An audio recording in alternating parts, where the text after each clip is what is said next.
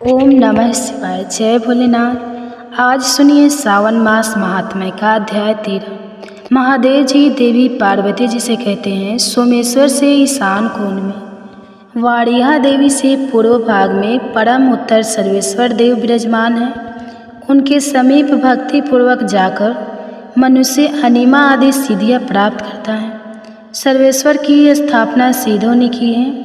जो मानव भक्ति पूर्वक उनका दर्शन करता है वह सब पातकों से मुक्त होकर सिद्ध लोक में जाता है। काम, क्रोध, भय, लोभ, राग, मत्सर्य, ईर्ष्या, दंभ, आलस्य, निद्रा, मोह, अहंकार ये सिद्धि में विघ्न डालने वाले दोष हैं। सिद्धेश्वर के पूजन से इन सब दोषों का नाश हो जाता है। ऐसा जानकर प्रयत्न पूर्वक वहाँ की यात्रा करें। सिद्धेश्वर के पूर्व भाग में थोड़ी ही दूर पर कपिलेश्वर लिंग प्रतिष्ठित है, जिसके दर्शन मात्र से सब पापों का नाश हो जाता है। प्राचीन काल में कपिल नाम से प्रसिद्ध एक राज हुए हैं। उन्होंने वहाँ भारी भारी तपस्या करके उत्तम सिद्धि प्राप्त की है और शिवलिंग की तपस्या करके मेरी समीपता पाई है। उस लिंग की मैं सब लोगों से हित के लिए सदा निवास करता हूँ। जो शुक्ल पक्ष की चतुर्थी तिथि में 7 बार सोमेश कपिलेश्वर का दर्शन करता है वह गौदान का फल पाता है। जो वहाँ तिले धेनु दान करता है वह एक एक तिल की संख्या के बराबर युगों तक स्वर्ग लोक में निवास करता है। दंडपानीश्वर से निकट ही गंधेश्वर नाम से प्रसिद्ध उत्तम शिवलिंग है। गंधर्वराज धनवाहन ने वहाँ कठोर तपस्या करके उस शिवलिंग को स्थापित किया है। उसकी पुत्री गंधर्व सेना ने भी वहाँ शिवलिंग की स्थापना की है। जो मनुष्य पवित्र होकर यत्नपूर्वक गंधर्वेश्वर का पूजन और दर्शन करता है वह गंधर्व लोक में जाता है। जो उत्तरायण आने पर अग्नि तीर्थ में स्नान करके गंधर्व पूजित उस शिवलिंग का पूजन करता है वह मोक्ष की प्राप्त होता है। इस महात्म्य का श्रवण और अभिनंदन करके भी मनुष्य महान भय से मुक्त हो जाता है। गंधेश्वर के पूर्व भाग में गौरी जी के समीप बिमलेश्वर नामक लिंग प्रतिष्ठित है, जिसका शरीर क्षय रोग से आक्रांत है। वह भक्ति पूर्वक बिमलेश्वर का दर्शन करके सब दुखों का अंत कर देता है और निर्मल पद को प्राप्त होता है। वही रोगग्रस्त गंधर्व सेना रोग से मुक्त होकर विमल स्वरूप को प्राप्त हुई थी, इसलिए पृथ्वी पर वह लिंग बिमलेश्वर नाम से प्रसिद्ध हुआ। ब्रह्मा जी के स्थान से नैऋत्य कोण में 16 धनुष की दूरी पर धनेश्वर लिंग है। यह राहु लिंग से व्यावय कोण में स्थित है। कुबेर ने वहाँ बड़ी भारी तपस्या करके धनत का पद प्राप्त किया है। वे विधि पूर्वक शिवलिंग की स्थापना और पूजा करके अलकापुरी के स्वामी हुए हैं। जो मनुष्य भक्ति पूर्वक धनेश्वर का दर्शन करके पंचोपचार से उनकी पूजा करता है उसके कुल में दरिद्रता का कभी नाम भी नहीं सुना जाता। मेरी 3 शक्तियाँ हैं, इच्छा शक्ति, क्रिया शक्ति और ज्ञान शक्ति। पहले जो 14 और 5 शिवलिंग बताए गए हैं उनमें से यथाशक्ति 4, 3 या 1 की पूजा करके फिर पूर्वोक्त 3 शक्तियाँ का पूजन करना चाहिए। सोमेश्वर से ईशान कोण में जो वाराह देवी कही गई है वे चंद्रमा की अमा नामक कला है। वे ही भगवती उमा की भी कला मानी गई है। उन्हीं को मेरी इच्छा शक्ति जानना चाहिए। विरोहा देवी भूमंडल के समस्त प्राणियों का हित करने के लिए प्रभास क्षेत्र में विराजमान है। सोमेश्वर से व्यावय कोण में 60 धनुष की दूरी पर क्रिया शक्ति रूपा दूसरी महादेवी स्थित है। वही योगिनी वंदित पीठ है। उसी स्थान पर पाताल को जाने वाला एक बहुत बड़ा विवर है। पहले उन महादेवी का नाम भैरवी था। फिर इस वैवस्वत मनवंतर के 28वें चतुर्युग राजा आजापाल के द्वारा आधारित होने के कारण वे आजापालेश्वरी के नाम से विख्यात हुई। जो मनुष्य लौकिक सुख भोग की इच्छा रखता है उसे गंध, धूप, अलंकार, वस्त्र तथा अन्य उपचारों द्वारा उन महादेवी का पूजन करना चाहिए। प्रभा क्षेत्र में मध्य भाग में दरिद्रता का नाश करने वाली तीसरी अजा देवी है, जिन्हें ज्ञान शक्ति माना गया है। उनका स्थान रहीवेश्वर से दक्षिण भाग में है। आघासुर के साथ जब मेरा भयंकर युद्ध चल रहा था उस समय मेरे क्रोध से अब नाम की देवी प्रकट हुई। उनके साथ करोड़ों देवियाँ और थीं। वे सिंह पर सवार थीं। उनका रूप बड़ा सुंदर था। उन्होंने ढाल और तलवार लेकर बड़े बड़े दैत्यों का संहार किया। उनके भय से बहुत से दैत्य सुमेंद्र की ओर भागे। देवी सिंह वाहिनी और उनके गणों ने उन सब का पीछा किया। वे दैत्य इधर उधर भागते हुए महासागर के समीप प्रभास क्षेत्र में आ पहुँचे। वहाँ कुछ तो मार डाले गए और कुछ पाताल में समा गए। सब दैत्यों को मारा गया देखकर तथा इस क्षेत्र को परम पवित्र जानकर सिंह वाहिनी देवी यही सोमेश्वर के ईशान कोण में और गौड़ेश्वर से उत्तर दिशा में स्थित हुई। जो स्त्री या पुरुष वहाँ उनका दर्शन करते हैं वे 7 जन्मों तक पूर्णतः सौभाग्यशाली होते हैं। जो मानव वहाँ गीत वाद्य तथा नृत्य करता है उसके वंश में देवी के प्रसाद से कोई दुर्भाग्यवान नहीं होता।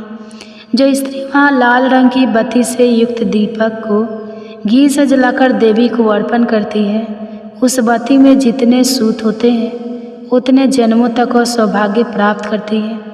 जो तृतीया को इस महात्म्य का पाठ करता है अथवा जो भक्ति पूर्वक इसे सुनता है वह संपूर्ण मनोरथों को प्राप्त कर लेता है। प्रभास क्षेत्र में 3 दूती शक्ति है। पहली का नाम मंगला देवी है, दूसरी की विशालाक्षी देवी कहते हैं और तीसरी चटवर देवी के नाम से प्रसिद्ध है।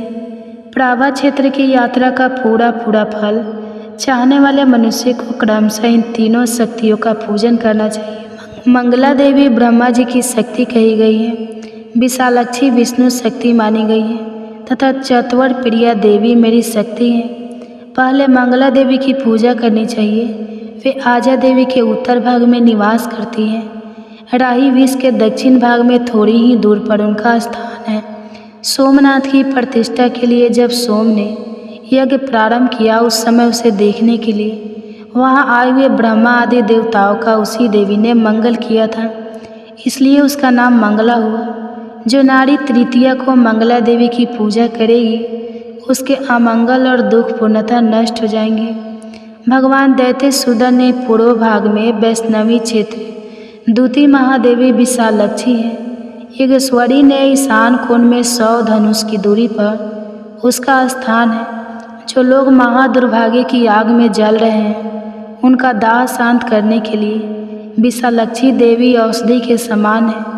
चाक्षुष मनवंतर में जब सब दैत्य भगवान विष्णु की मार खाकर दक्षिण दिशा में भाग गए उस समय उनको मारना दुष्कर जानकर भगवान विष्णु ने अत्यंत प्रभावशालिनी भैरवी शक्ति महामाया का स्मरण किया। उनके स्मरण करते ही अत्यंत प्रकाशमय महामाया वहाँ आ गई। भगवान विष्णु ने दर्शन से उसके नेत्र आनंद से खिल उठे। उसने बड़ी बड़ी आंखें करके भगवान को देखा, इससे उसका नाम विशालाक्षी हुआ। इस कल्प में उसे ललितोमा कहते हैं। जो माघ मास में तृतीया तिथि को विधि पूर्वक उसका पूजन करता है उसके वंश में कोई भी संतान ही नहीं होता। जो मानव भक्ति भाव से उसका दर्शन करता है वह दीर्घ काल तक निरोग सुखी और सौभाग्यशाली होता है। ललिता से उत्तर दिशा में 10 धनुष की दूरी पर तीसरी शक्ति चतवर प्रिया का निवास है। मेरी प्रेरणा से वह इस क्षेत्र की रक्षा में संलग्न रहती है। चबूतरों चढ़ावों पुराने घरों बगीचों तथा महलों की अंटारियों पर वो मार्ग में वह रात को घूमती रहती है। जो स्त्री अथवा पुरुष महानवमी के दिन नाना प्रकार के उपहारों और फूलों से उस कल्याणमय देवी की विधि पूर्वक पूजा करता है उसके ऊपर प्रसन्न होकर वह संपूर्ण लोक प्रदान करती है। यात्रा के उत्तम फल की इच्छा रखने वाले पुरुषों को वहाँ भोजन देना चाहिए। जय भोलेनाथ। आज का अध्याय यहीं समाप्त हुआ। इसके आगे का वृत्तांत आप अगले अध्याय में सुनिएगा। प्रिय भक्तजनों, अब सुनिए भगवान विठल की कथा। से कंजूस सेठ की कहानी सुनाते हैं जो दान पुण्य बिल्कुल भी नहीं करता था। वह तो इतना कंजूस था कि अपने दांत का तिनका भी किसी को ना दे। लेकिन एक बार ऐसी घटना घटी कि उस सेठ को इतना कुछ दान देना पड़ा कि शायद वह अपने पूरे जीवन में भी इतना दान नहीं दे पाता। तो चलिए आपको बताते हैं सेठ जी के साथ आखिर ऐसी कौन सी घटना घटी। एक बार की बात है, किसी नगर में एक बहुत ही कंजूस सेठ रहता था। उसके पास पैसा तो बहुत था, लेकिन फिर भी वह एक बिल्कुल सामान्य व्यक्ति की तरह जीवन जीता था। ना तो वह अपने ऊपर खुद खर्च करता, ना ही अपने परिवार वालों को खुलकर खर्च करने के लिए देता था। भरपूर पैसा होने के बाद भी मानो वह और उसका परिवार एक गरीब की तरह जीवन बिताते थे। धर्म के नाम पर भी कभी उसकी जेब से एक सिक्का तक नहीं निकलता। सेठ जी की कंजूसी के कारण उनके परिवार वाले बड़े दुखी रहते थे। एक बार वह कंजूस सेठ किसी महात्मा का सत्संग सुनने चले गए। सत्संग में महात्मा जी दान के महत्व के बारे में बता रहे थे, दान की महिमा का गुणगान कर रहे थे। तब दान की महिमा सुनकर सेठ जी को लगा कि मुझे भी अब कुछ न कुछ दान अवश्य करना चाहिए। मैंने अपने पूरे जीवन में तो दान किया नहीं, लेकिन अब मुझे कुछ दान करना चाहिए। तब सेठ जी महात्मा जी के पास जाकर कहने लगे, महात्मा जी, मुझे आपकी कथा बड़ी अच्छी लगी और अब आपकी कथा सुनकर मेरे मन में भी दान करने की इच्छा जाग गई है। लेकिन महात्मा जी, एक ऐसी समस्या है कि मैं जिस भी वस्तु को दान करने के बारे में सोचता हूँ तो मुझे लगता है कि यह तो मेरे बड़े काम की वस्तु है, इसे भला कैसे दान किया जा सकता है। इस प्रकार मेरे दान करने में रुचि ही नहीं होती। तो क्या बिना काम की वस्तु का दान करने से भी मुझे दान का पुण्य मिल सकता है? महात्मा जी ने सेठ की बात सुनी तो सेठ पर महात्मा जी को दया आ गई। उन्होंने सोचा, यह बेचारा तो बड़ा कंजूस है, इसको कुछ दान करने की इच्छा भी नहीं होती, फिर भी यह दान करना ही चाहता है, तो मुझे इसकी सहायता करनी चाहिए, जिससे इसकी कुछ न कुछ दान करने की आदत पड़ जाए। यही सोचकर महात्मा जी सेठ से बोले, सेठ जी, हाँ, अगर कोई वस्तु आपके पास की नहीं है तो आप उसका भी दान कर सकते हैं। मैं आपको संकल्प दिलवा दिया करूँगा और फिर वह वस्तु आप मुझे दान में दे दिया करना। अब सेठ जी ने अपने मन में बहुत सोचा। बेचारा सेठ जी ने सोचा कि कहीं ऐसा ना हो कि महात्मा जी कुछ महंगी वस्तु मांग ले। तब उसने अपने मन से एक उपाय सोचकर महात्मा जी से कहा कि महात्मा जी, बुरा मत मानना, हमारे घर में बहुत शाम सब्जी बनती है, सुबह शाम रोटी बनती है, तो सब्जी का छिलका निकलता है और आटे का चौकर भी बच जाता है, जो हमारे किसी काम का नहीं होता। तो क्या आप वह छिलका और चौकर का दान स्वीकार कर लेंगे? तो महात्मा जी ने कहा, ठीक है सेठ जी, मैं रोज़ सुबह आपके घर के सामने से ही तो निकलता हूँ। मैं आपसे सब्जी के छिलके और आटे के चौकर का ही दान ले लिया करूँगा। महात्मा जी की यह बात सुनकर कंजूस सब बड़े खुश हो गए। अगले दिन से हर दिन महात्मा जी सेठ जी के घर से छिलकों का दान लेने आने लगे।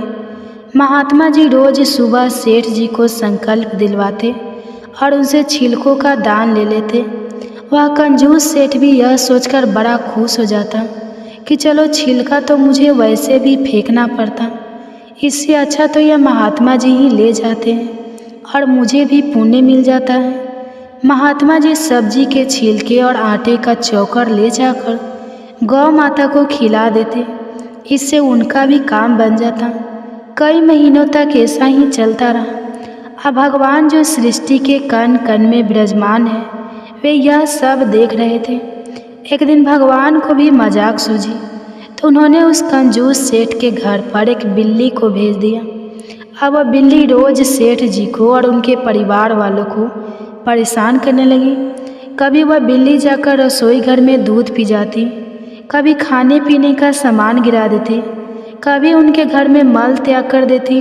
इस प्रकार वह बिल्ली उन सभी को किसी न किसी तरह से परेशान करने लगी। घर के सभी लोग उस बिल्ली से बड़े दुखी हो गए और बड़े परेशान हो गए। अब एक दिन की बात है, सेठ जी की पत्नी छत पर कपड़े सुखा रही थी। तभी उन्होंने देखा कि वही बिल्ली रसोई में जा रही है, तो उन्होंने वहीं से बिल्ली के ऊपर बाल्टी फेंककर मारी। सेठ जी उसी समय वहाँ से गुजर रहे थे, तो वह बाल्टी सीधे सेठ जी के सिर पर जा लगी और बाल्टी की चोट से सेठ जी के सिर पर घूमड़ हो गया। सेठ जी बोले, अरे भगवान, मैंने तुम्हारा क्या बिगाड़ा है? तुम मुझ पर बाल्टी क्यों फेंक रही हो? सेठानी बोली, मैंने बिल्ली को उधर से जाते देखा था तो मैंने उसी पर बाल्टी फेंकी थी, लेकिन वह आपको जा लगी। इसी तरह फिर एक दिन सेठ जी की बहू रसोई में रोटी बना रही थी, तभी उसने उस बिल्ली को घर के बाहर घूमते देखा। सेठ जी ने की बहू ने बिल्ली को मारने के लिए पूरी ताकत से उस पर बेलन फेंका और संयोग से सेठ जी भी उसी बिल्ली को मारने जा रहे थे। तभी पीछे से वह भारी बेलन पूरी ताकत से सेठ जी की पीठ पर जा गिरा। सेठ जी दर्द के मारे जोर से कड़ा उठे। यह देखकर सेठ जी की बहू घबरा गई। सेठ जी की चीख पुकार सुनकर घर के सभी लोग वहाँ इकट्ठा हो गए। तब सेठ जी की बहू बोली कि मैंने तो बिल्ली को मारने के लिए उस पर बेलन फेंका था, परंतु पिताजी वह तो आपको जा लगा, इसके लिए मैं क्षमा चाहती हूँ। सेठ जी सोचने लगे कि यह सब घर वाले बिल्ली को मारने के चक्कर में कहीं मुझे ही ना मार डालें। फिर एक दिन सुबह के समय वह बिल्ली सेठ जी के घर में चुपके से बैठी हुई थी। सेठ जी ने उस बिल्ली को देख लिया था तो सेठ जी तो पहले से ही उस बिल्ली पर खींचे हुए थे कि उसकी वजह से सेठ जी को जाने कितना बार मार पड़ी, जाने कितना बार उन्होंने चोट खाई। तो सेठ जी ने सोचा कि इस बिल्ली ने हमें बड़ा परेशान कर रखा है, आज मैं इस बिल्ली का ही काम तमाम किए देता हूँ। यह सोचकर सेठ जी ने एक बड़ा सा पटिया उठाकर उस बिल्ली के ऊपर दे मारा तो वह बिल्ली वहीं पर बेहोश हो गई। लेकिन सभी ने सोचा कि बिल्ली मर गई और ठीक उसी समय वह महात्मा जी जो हर दिन कंजूस सेठ के यहाँ से छिलकों का दान लेने आते थे, वह नियत समय पर छिलकों का दान लेने आ गए। महात्मा जी और सभी लोगों ने देखा कि सेठ जी ने बिल्ली को मार दिया है और शास्त्रों में बिल्ली को मारना बहुत बड़ा पाप बताया गया है। यह सब देखकर महात्मा जी बोले, राम राम सेठ जी, आपसे तो घोर अनर्थ हो गया है, आपके हाथों बिल्ली मर गई, यह तो बहुत बुरा संकेत है। बिल्ली को मारने वाले को घोर नरक की प्राप्ति होती है। यह सुनकर सेठ जी तो घबरा गए।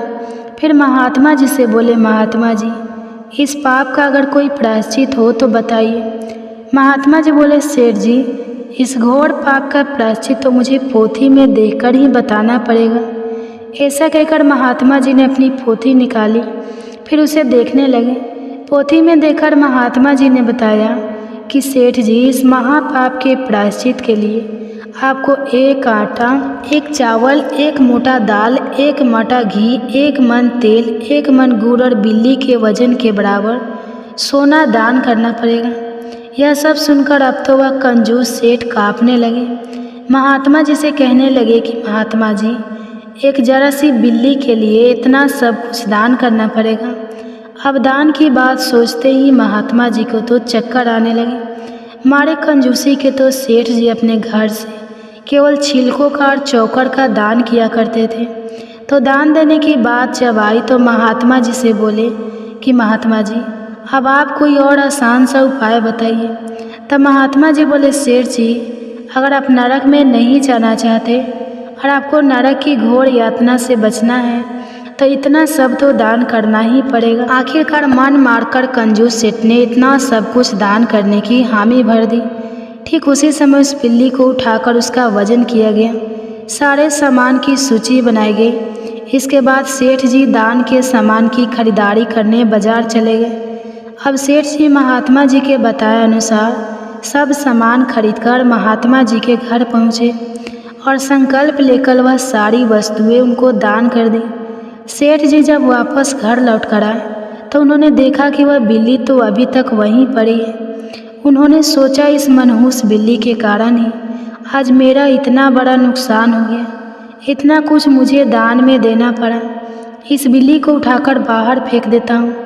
जैसे ही सेठ जी ने उस बिल्ली को उठाया, उस बिल्ली को तुरंत होश आ गया और वह म्याऊं म्याऊं करती सेठ जी के हाथों से छूट कर भाग गई। अब सेठ जी ने देखा तो सोचने लगे कि एक तो इस बिल्ली ने मेरा आज लाखों का खर्चा करवा दिया, ऊपर से मेरी भी नहीं। अब सेठ जी एक बार फिर से दर्द के मारे कड़ा उठे। प्रिय भक्तजनों, यह थी कंजूस सेठ की कहानी। आज की कथा। अब सुनिए दूसरी कथा। एक समय की बात है, किसी गांव में एक बूढ़ी अम्मा अपने बेटे के साथ रहा करती थी। माँ बेटे बहुत मेहनत मजदूरी करके अपना गुजारा किया करते थे। एक बार बूढ़ी अम्मा के मन में विचार आया कि अब उसका पुत्र विवाह के योग्य हो गया है, अब उसे अपने लिए बहू लेकर आनी चाहिए। और कुछ समय के बाद बूढ़ी अम्मा ने अपने बेटे का विवाह एक सुशील कन्या से करवा दिया। उसकी बहू बहुत ही सुंदर और सुशील और संस्कारी थी। वह प्रतिदिन जल्दी उठकर घर की साफ सफाई, स्नान आदि करती और भगवान शिव का अपने घर में ही पूजन किया करती थी। विवाह के कुछ समय बाद सावन का महीना आया और बूढ़ी अम्मा की बहू भगवान भोलेनाथ की अनन्य भक्त थी। उसके मन में यह विचार आया कि वह सावन के महीने में मंदिर जाकर शिवलिंग पर जल अर्पित करे। अपने मन में आए इस विचार को उसने अपनी सास से कहा कि हे माता जी, सावन का महीना शुरू हो गया है, मैं शिव मंदिर जाकर पूजा पाठ करना चाहती हूँ, शिवलिंग पर जल अर्पित करना चाहती हूँ। लेकिन बूढ़ी अम्मा ने उसे मना कर दिया और कहा कि घर में ही पूजा कर लो, मंदिर जाने से तो समय बर्बाद होगा, इतने समय में घर का सारा काम हो जाएगा। यह बात सुनकर बहू बहुत उदास हो गई, लेकिन कुछ नहीं कर सकी। उदास होकर घर के कामों में लग गई। उस दिन उसने कुछ अन्न जल ग्रहण नहीं किया था और अगले दिन बहू कुएं से जल लाने गई। फिर उसने रास्ते में गांव की 2 लड़कियों को पूजा की थाली सजाकर मंदिर की ओर जाते हुए देखा। उसने उन्हें रोका और पूछा कि तुम सब कहाँ जा रहे हो? तो वह दोनों बोली, सावन का महीना शुरू हो गया है, हम सब भगवान भोलेनाथ का पूजन करने के लिए मंदिर जा रहे हैं। बस यह सुनकर वह फिर उदास हो गई। फिर लड़कियों ने पूछा कि आप उदास क्यों हो गई? तब वह बोली, भगवान शिव मेरे आराध्य हैं, लेकिन मेरी सास ने मुझे मंदिर जाकर पूजा करने से मना कर दिया है। तब वह लड़कियां बोली कि आप चिंता मत करो, आप प्रतिदिन इसी समय पानी भरने आया करो और हमारे साथ मंदिर चलकर भगवान शिव की पूजा करके उन पर जल अर्पित किया करो। तब वह बोली, लेकिन मेरे पास तो पूजा की कोई सामग्री भी नहीं है, घर से लाऊंगी तो सास को पता चल जाएगा। तब लड़कियां बोली कि कोई बात नहीं, आप हमारी पूजा की सामग्री से पूजा कर लेना। यह सुनकर वह बहुत खुश हुई और प्रतिदिन उनके साथ मंदिर जाने लगे, जहां वह शिवलिंग पर जल चढ़ाती और भक्ति भाव से भोलेनाथ की पूजा किया करती और उनसे कहती कि मैंने अपनी सास से यह बात छुपाई है, इसके लिए मुझे क्षमा कर दीजिएगा। ऐसे ही पूरा सावन का महीना बीत गया। सावन के अंतिम दिन उसने सोचा कि पूरा महीना मैंने इन लड़कियों की पूजन सामग्री से पूजा की है, आज तो मुझे अपना कुछ भोलेनाथ को अर्पित करना ही चाहिए। बस ऐसा सोचकर उसने अपनी नाक से सोने की नथ उतारी और उसे धोकर शिवलिंग पर अर्पित कर दिया और पूजा करके घर आ गई। घर आकर वह अपनी सास से नज़र छुपाकर इधर उधर घूम रही थी, क्योंकि वह जानती थी कि उसकी नाक में नथ ना देखकर सास जरूर पूछेगी कि नथ कहाँ गई। ऐसे ही दोपहर हो गई, तभी अचानक सास की नज़र उसकी नाक पर गई और नाक में नथ ना देखकर सास ने पूछा कि अरे बहू, तुम्हारी नथ कहाँ गई? तो वह बोली कि माँ जी, मुझे नहीं पता, शायद कहीं गिर गई होगी। फिर सास बोली, अच्छा तो यह बताओ कि तुम आज कहाँ कहाँ गई थी, वहीं जाकर हम दोनों ढूंढ लेंगे।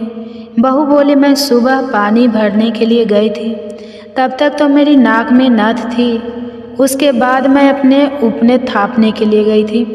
फिर सास बोली कि चलो वहीं चलकर देखते हैं। दोनों वहां पहुँचे जहां बहू ने आज उपले थापे थे। सास ने बहू से कहा कि चलो अब ये उपले तोड़कर देखते हैं। दोनों सास और बहू उपले तोड़ने में लग गई। जैसे ही दोनों ने उपले तोड़े, दोनों के उपले में एक एक नथ निकली। सास बोली कि नथ तो एक ही थी, यह 2 कैसे हो गई? इसके बाद सास ने एक एक करके सारे उपले तोड़ना शुरू कर दिए।